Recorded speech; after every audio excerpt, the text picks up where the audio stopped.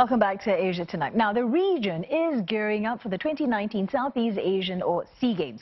It's less than a week to go before the biennial sporting event officially kicks off in the Philippines. The hosts are expected to win big on home soil, and data backs this up, and we've crunched the numbers for you. So let's take a look at the stats. The Philippines has clinched close to 3,400 medals since first taking part in 1977. And if you look at the medal tally across the years, a pattern appears.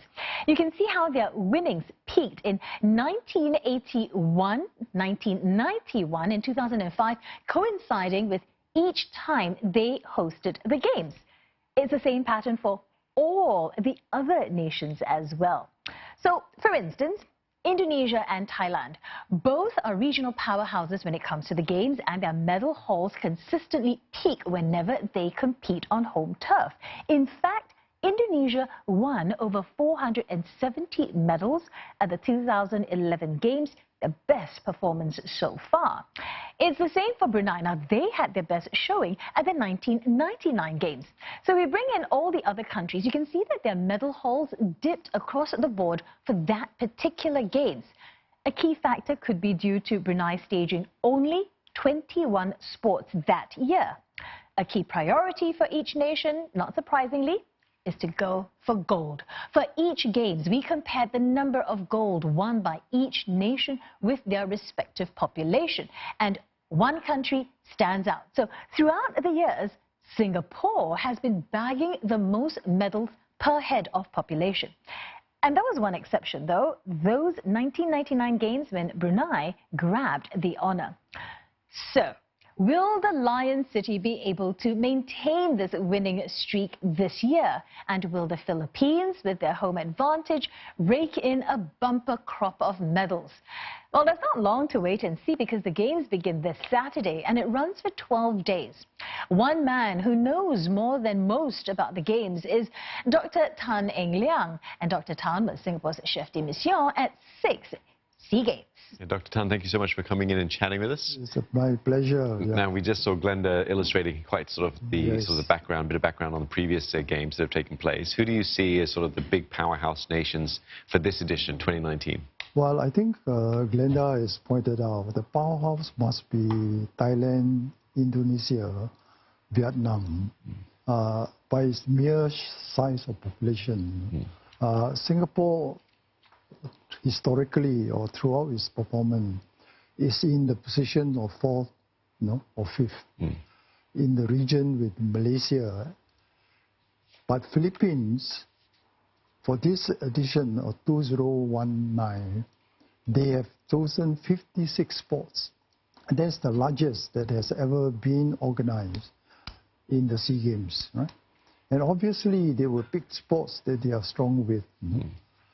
And as far as I think Singapore is concerned, it will definitely affect, the factors that affect the winning of medals. For example, we cannot participate in all the 56 sports. We probably do about 48. Now, they have introduced sports such as underwater hockey, arnis, right? They have introduced, I think, karash.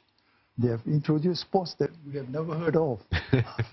So, by the sheer number of sports and events, right, they will affect the performance of countries, such as Singapore, for example.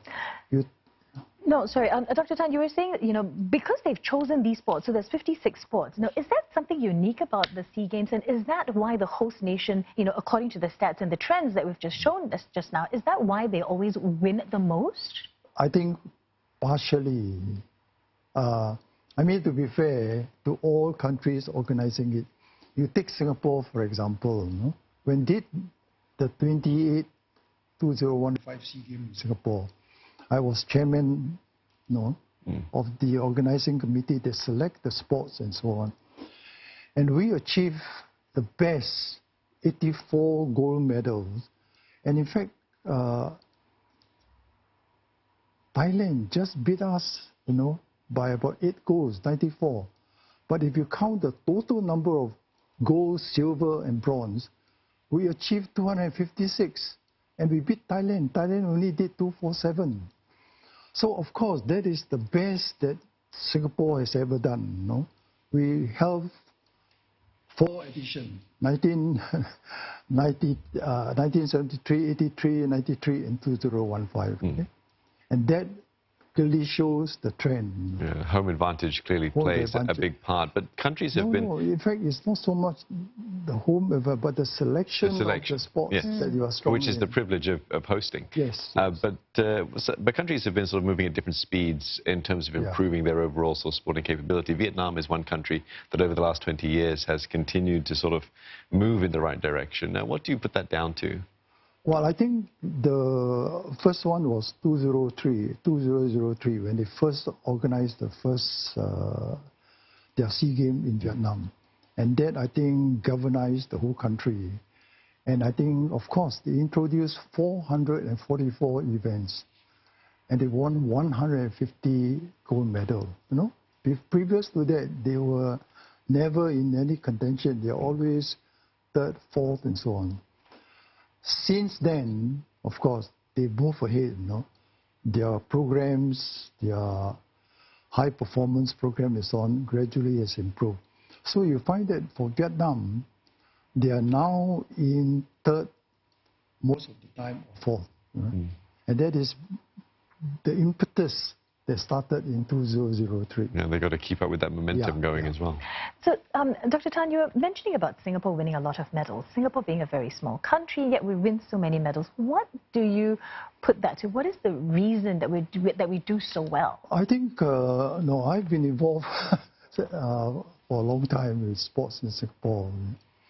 I think when we first organized in the 70s, sports and culture were right down in the priority as far as Singapore is concerned. We had education, health, housing, and so forth. So over the years, when we started the Sports Council, we balanced between mass sports and elite sports. So when I started in 1975, it was maybe 60-65% community sports and elite sports or high performance. So you notice over the years, through, I think, financial support from Singapore Pool, Tote Board, government, and so on, high performance, that equation moves, instead of 70-30, 60-40, now is, I think, almost 50-50. And that is merely due to, I think, sporting program, government incentive, all the support.